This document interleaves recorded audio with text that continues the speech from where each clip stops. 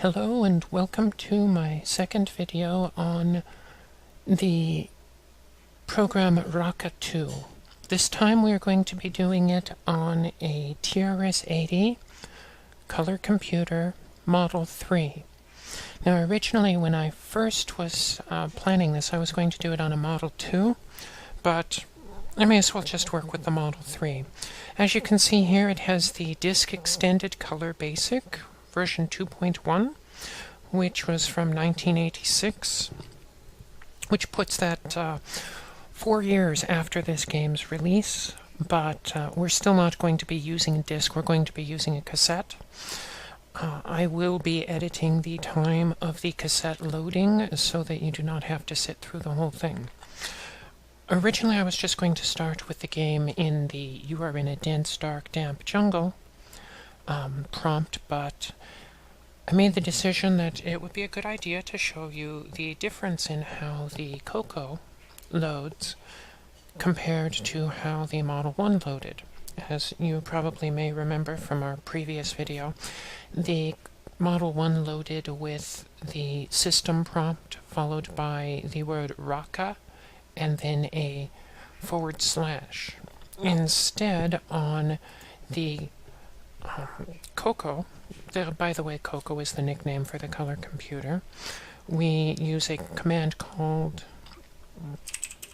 cload. Now, cload just means cassette load, and since this is a machine language program instead of a basic program, we put the letter M, which means cload. M is cload machine language.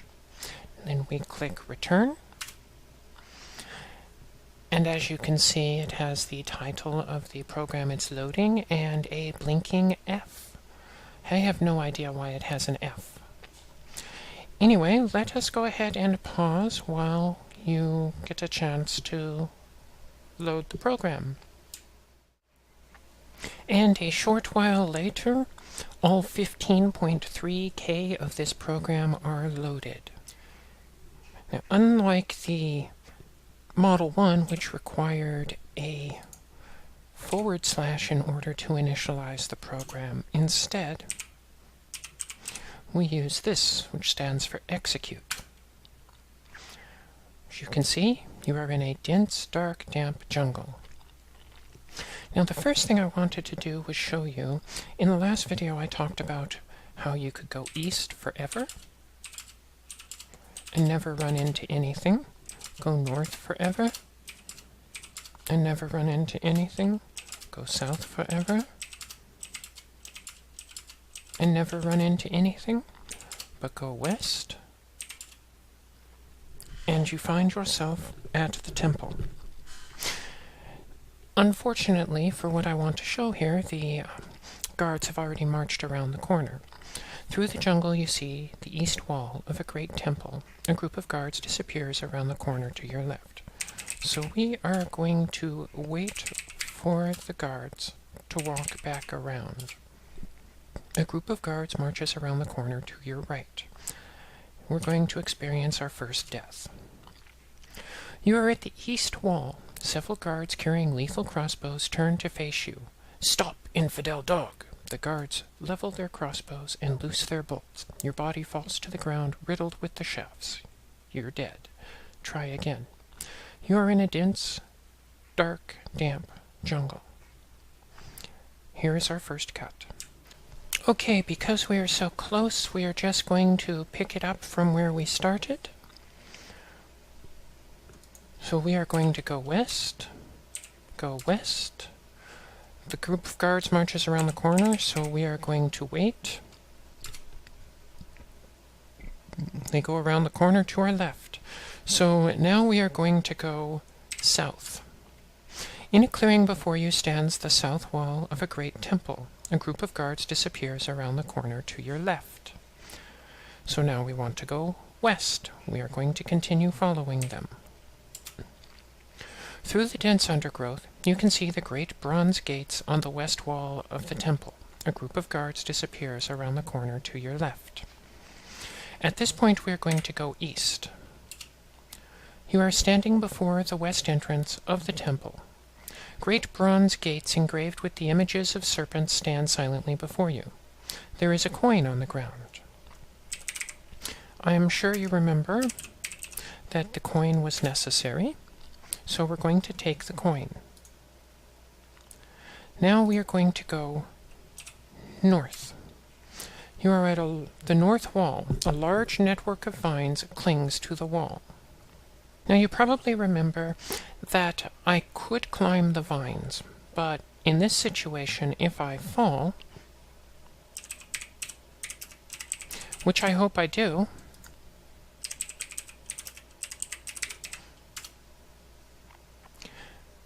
as you climb, the vine gives way and you fall to the ground. A group of guards comes around the corner. "Stop, infidel dog!" The guards level their crossbows and loose their bolts. Your body falls to the ground, riddled with shafts. You are dead. Try again. You are in a dense, dark, damp jungle. We are going to cut here and back at the wall. The network of vines clings to the wall. Instead of trying to climb it immediately, I am going to go north. Through the gap in the jungle, you can see the north wall of a magnificent temple. A group of guards marches around the corner to your right. We are going to wait.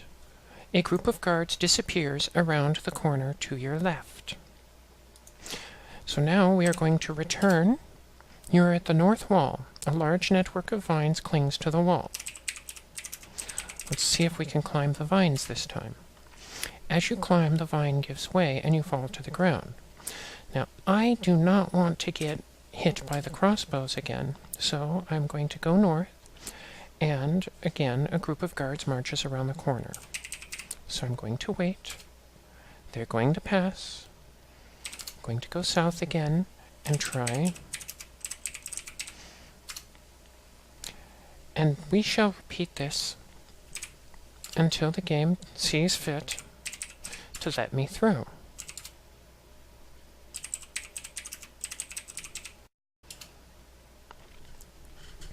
You climb to the roof. As you step on the roof, it collapses. You're in a small room with granite walls and a floor. There is a small opening in the east and a large hole in the ceiling. I am not sure, but you probably remember from the other video I made that there was a bottle in the Model I version of this game. There is no bottle here. This is why I believe that the bottle is completely useless in the game. From here, we are going to go east.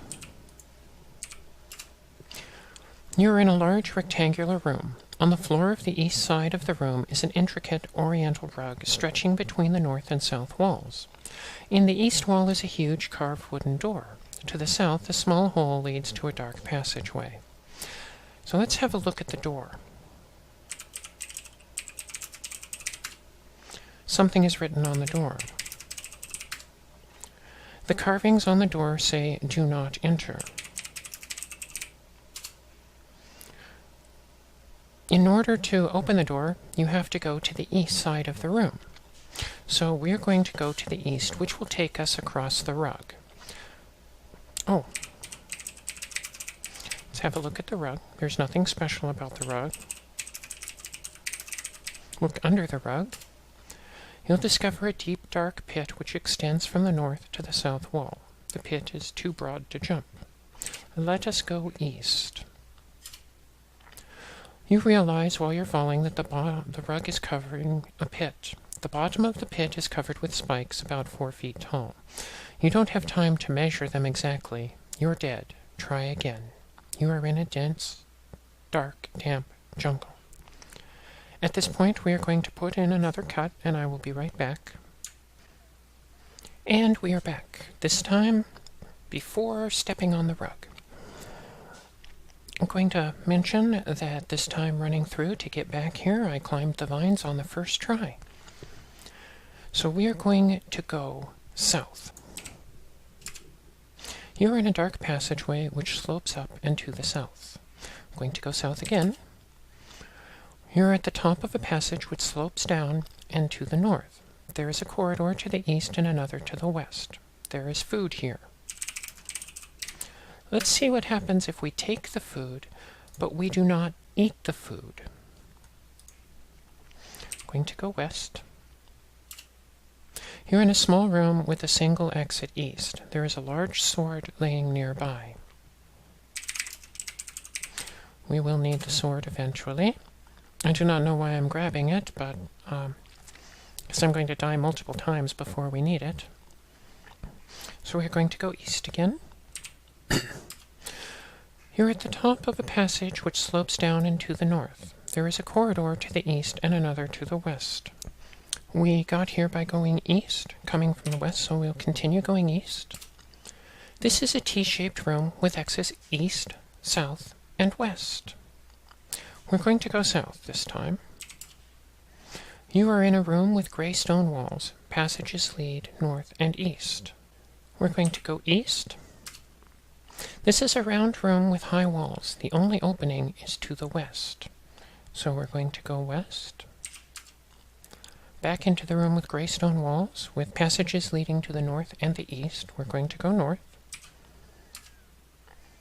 This is a T-shaped room with exits south, east, and west. Let's go east. You're in a triangular room with openings in the east and west corners. There is a statue in the south corner with a bow and arrow. The statue is facing the east door. There is a tiny slot cut in the north wall. There is a message carved under the slot. Okay, let's go ahead and... There's nothing special about the statue. The message says safe passage for a price. Now, do you remember the last video? We had to put the coin in the slot. Well, we are going to attempt to go past without putting the coin in the slot. The statue releases the arrow which penetrates your heart. You're dead. Try again. You're in a dense, dark, damp jungle. Here we go with another cut. Okay, here we are back at the triangular room with openings in the east and west corners. There is a statue in the south corner with a bow and arrow. The statue is facing the east door.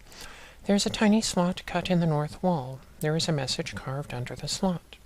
So we're going to go ahead and put the coin in the slot.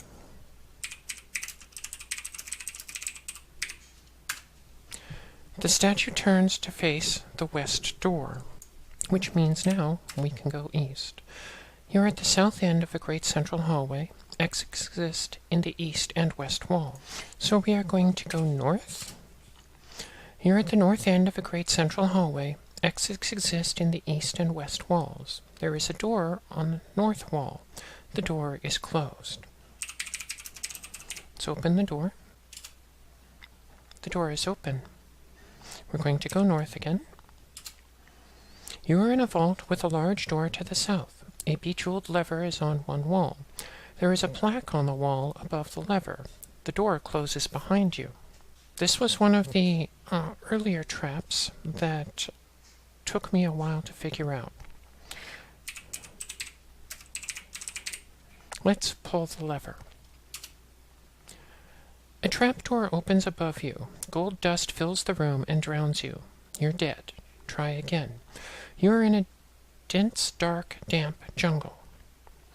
So here we go with another cut. And we are back. This time, instead of pulling the lever, we're going to get the lever. Eventually I will remember. The bejeweled lever taken. So we're going to open the door. The door opens, and we go south again. We've been here before. Here at the north end of the great central hallway, it exists to the east and west walls. There is a door on the north wall. The door closes again. We are going to go west. You're at the entrance to a long, dark tunnel which leads west. There is a passage east. A candle is in the room. There are cryptic runes above the tunnel. So let's get the candle.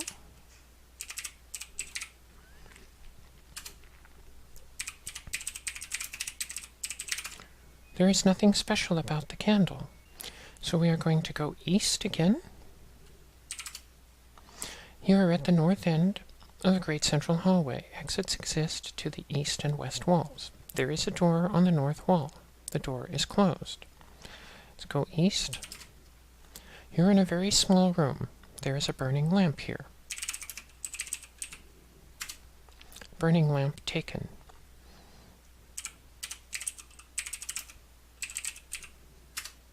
Something is written on the lamp.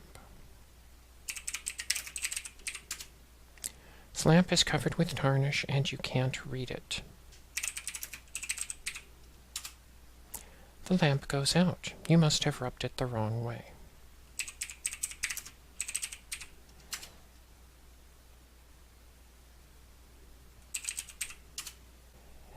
Now, you cannot proceed without the lamp working. So we're going to go ahead and make another cut here since I rubbed the lamp. I'm actually going to pick this one up a few steps back because I forgot to show you the cryptic runes. Into the tunnel enters the seeker. Bravely and wisely he goes, for he will recognize the reaper as the light before him glows.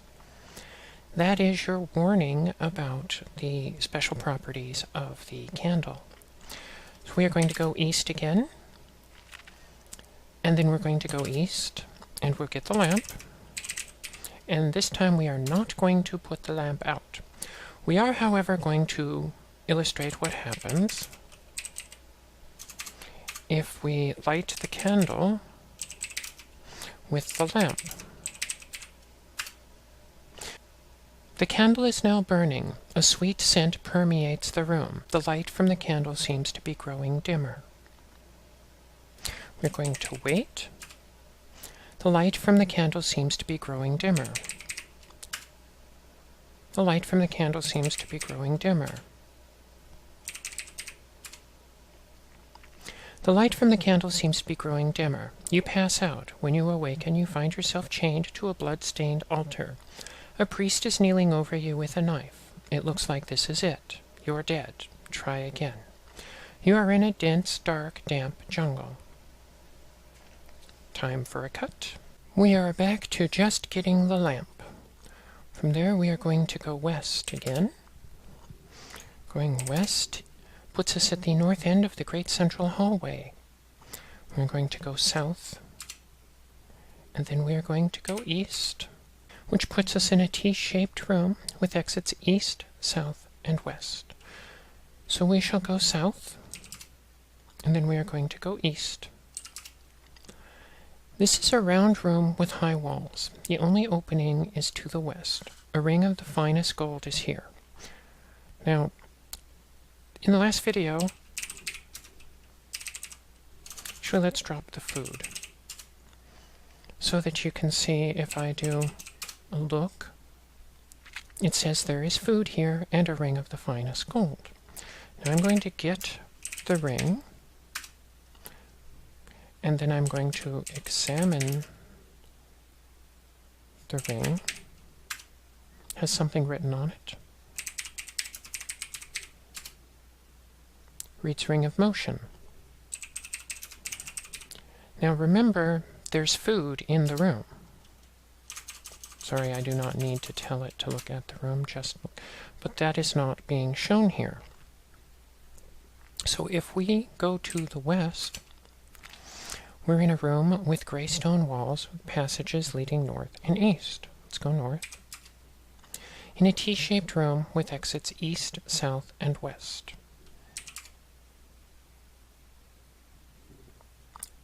And it put us back in front of the statue, killing us. This is because the way the game is written, the ring teleports you to a different room every time you pick it up. Not a different room, but there are two rooms that look exactly the same in the game. And it teleports you between those two. One is on one side of the statue, one is on the other side of the statue. And if you've gone past the statue and you pick up the ring, it's going to teleport you. And if you move, it will kill you. Now there is a way around this, which we will get to in a moment. Here comes a cut. And we are back. We're going to drop the food again.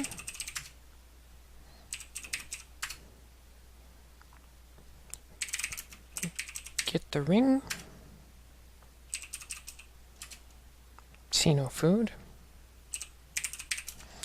Drop the ring. And then get the ring again. And there is food again.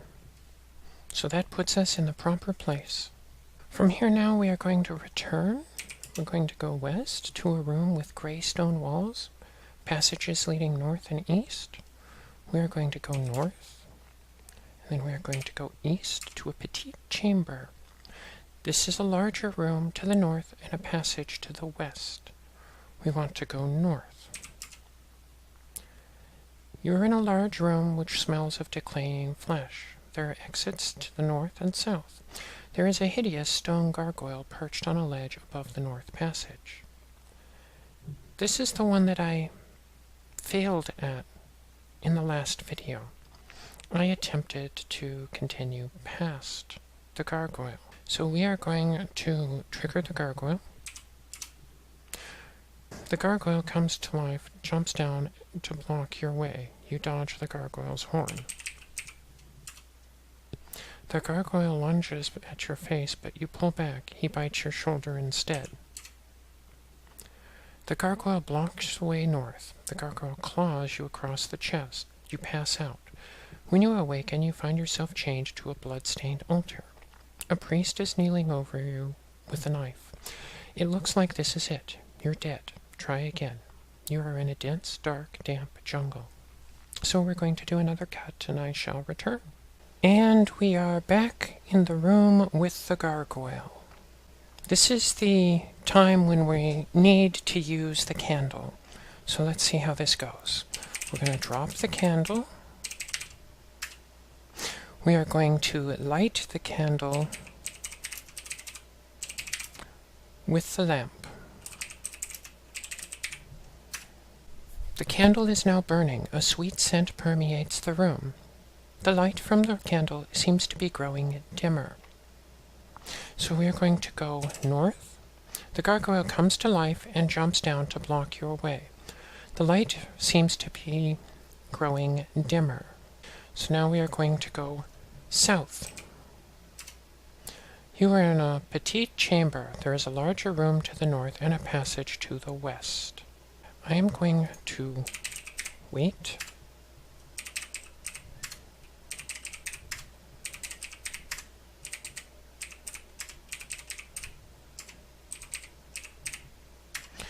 That should be enough time in order to deal with the gargoyle. So let's go north. You're in a large room which smells of decaying flesh. There are exits to the north and south. A candle is burning dimly. There is the dead carcass of an ugly gargoyle nearby. The light seems to be growing dimmer. So let's extinguish the candle. Then let's get the candle. Then go north. This is a tall room carved of stone with a single exit to the south. There is a golden chopstick here. Let's get the chopstick. Let's examine the chopstick. There's nothing special about it. So we are going to go south. We're going to see the ugly gargoyle again. We will go south, back to the petite chamber. Then we will go west, which is the T-shaped room. And we'll go west again, which puts us at the south end of the great central hallway. Then we will go north. And we are at the north end of the great central hallway, the one that has the door. On the other side of the door is where we got the golden bejeweled lever. So we are now going to go west. We are in a long entrance to a long dark tunnel which leads west. There is a passage east. There are cryptic runes above the tunnel. This is where we got the candle. We will go west again, and we are in a long dark tunnel. If we go west again, we are at the entrance to a long dark tunnel which leads east. There is a passage to the west. Let's go west again. You are in a large room with a single exit east. Before you stands an altar, stained with the blood of countless sacrifices. A golden idol stands in the center of the room. A large serpent lies coiled on the floor. The serpent strikes. You dodge his lunge. Now, normally we would go and kill the serpent right off, but instead, I'm going to see what happens if I wait a few times, see if this serpent is able to kill me. The serpent coils rapidly around you and constricts. The serpent strikes. Poison courses through your veins. The serpent strikes. You dodge his lunge. He coils again. I have never died at this point that I remember.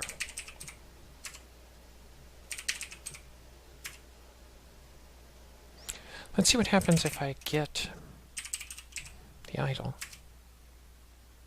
I get the idol. Oh, that's good. It's not a very effective serpent, is he? With great difficulty, you manage to move the altar and discover a secret passage. The serpent coils rapidly around you and constricts.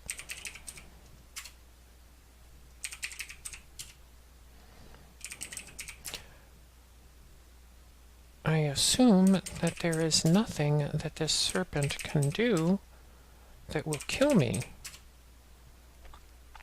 So let's go ahead.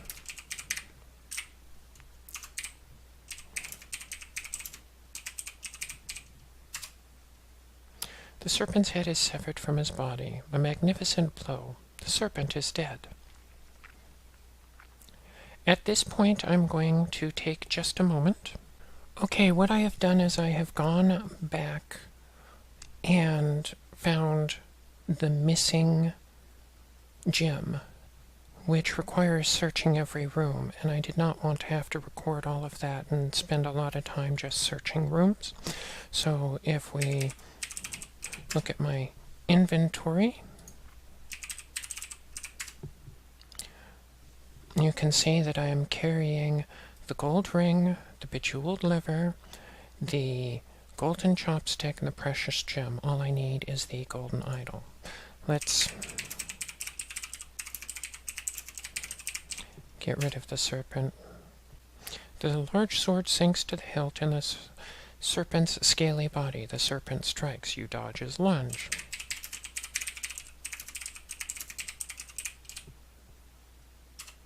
Your large sword sinks to the hilt in the serpent's scaly body. The serpent gathers itself for an attack. See, unlike the first time, this is taking a while. Your large sword throws a shower of sparks as it glances off the wall. The serpent strikes. You dodge his lunge.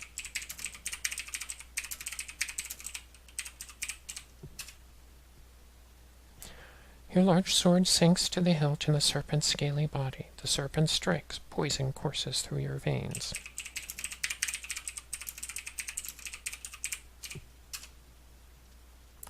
Your large sword sinks to the hilt in the serpent's scaling body.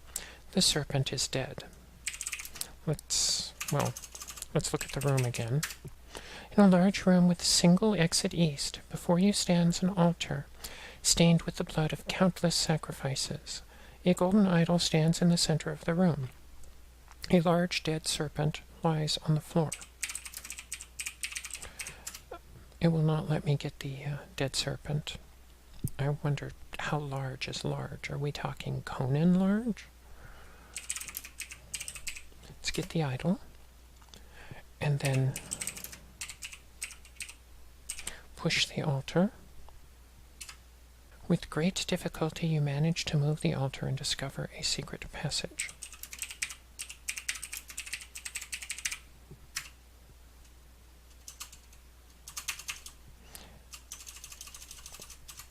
That did not work.